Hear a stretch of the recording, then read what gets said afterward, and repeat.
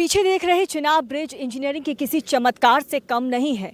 चिनाब नदी पर बना ये चिनाब ब्रिज कश्मीर से कन्याकुमारी को रेलवे से जोड़ने के लिए सबसे अद्भुत और मजबूत कंस्ट्रक्शन इस वक्त आप देख रहे हैं। ये चिनाब ब्रिज आप देख रहे हैं सलाल बांध के पास बने इस पुल की जो ऊंचाई है वो नदी के तल, नीचे आपको दिखाएंगे ये जो नदी का तल है, नदी के तल से 359 मीटर है और इसकी कुल लंबाई 1315 मीटर है।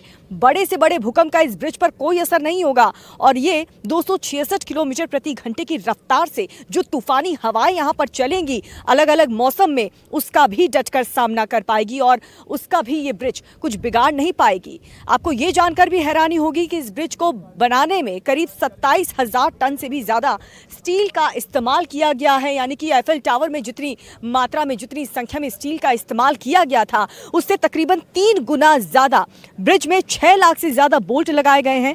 आपको दिखा रहे हैं ब्रिज का निर्माण देश के इंजीनियर्स के लिए कितना बड़ा चैलेंज रहा होगा। इन तस्वीरों को देख करके आप समझ पाएंगे, लेकिन इसे सच कर दिखाया है हमारे देश के इंजीनियर्स ने।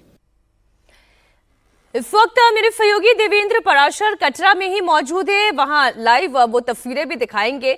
देवेंद्र, आज का मौका इस लिहाज से बहुत महत्वपूर्ण, जम्मू कश्मीर में विकास की नई परियोजनाओं का तो एक सौगात देंगे ही प्रधानमंत्री नरेंद्र मोदी, लेकिन ये चिनाब ब्रिज वाकई में अनूठा है।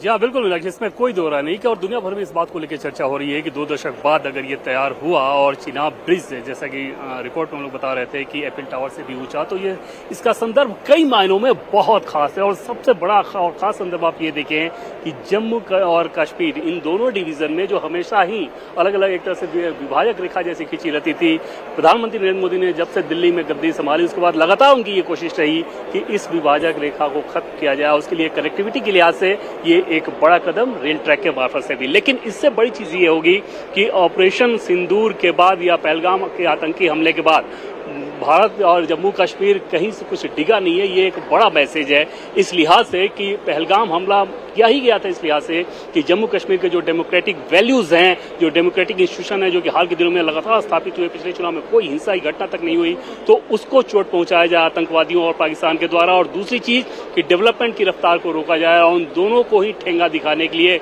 एक बड़ा कार्यक्रम को लेकर प्रधानमंत्री नरेंद्र मोदी आज फिर से पहुंचे हुए हैं। और लगभग 4 कार्यक्रम उनके हैं, जो चौथे में यहाँ पहुंचेंगे, जहाँ पे इस वक्त मैं खड़ा हूँ कटरा कॉम्प्लेक्स, जहाँ पर पब्लिक रैली भी है और यहाँ पे बहुत सारे लोग भी इकट्ठा हैं। इन लोगों से ही बात करते हैं। सर, क्या सुनना है आपको पीएम मोदी से?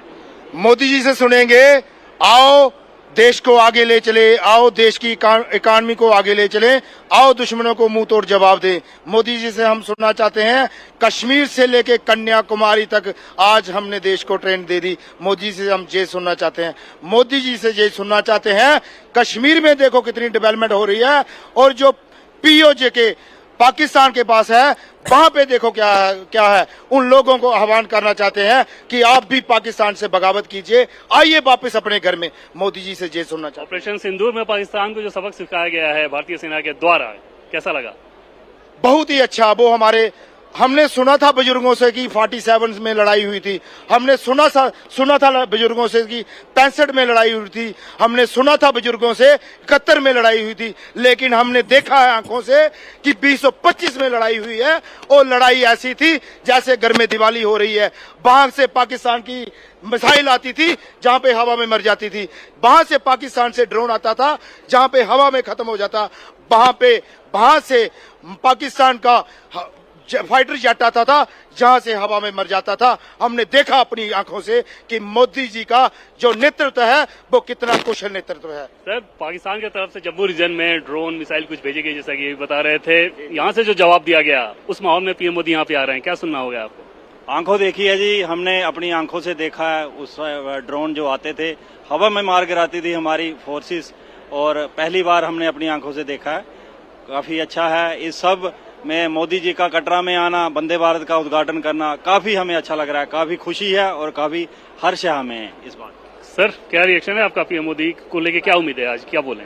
उम्मीदें तो बहुत हैं, उम्मीदें बहुत हैं। एक तो जो हमें सौगात मिल रही है इसके लिए हम उनका बहुत बहुत धन्यवाद करना चाहते हैं, जो ट्रेन का जहां से लिंक श्रीनगर के लिए जुड़ रहा है। और दूसरा, हमारे इससे बूस्ट मिलेगा हमारी इकोनॉमी को, बूस्ट मिलेगा, हमारे टूरिज्म को बूस्ट मिलेगा, हमारे इस इलाके को जो जिला रियासी है इसमें भी बहुत ज्यादा बूस्ट मिलेगा।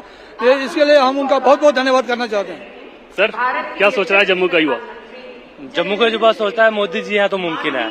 रियासी के लिए सबसे बड़ी सौगात है कि कटरा से श्रीनगर रेल का उद्घाटन हो रहा है और रियासी डिस्ट्रिक्ट में दो सबसे बड़े ऐसे जो कोड़ी ब्रिज है, वह दुनिया का सबसे बड़ा रेलवे ब्रिज है और टूरिस्ट की दृष्टि से भी, और केबल अंजी खड ब्रिज है जो इंडिया का सबसे पहला केबल खड ब्रिज।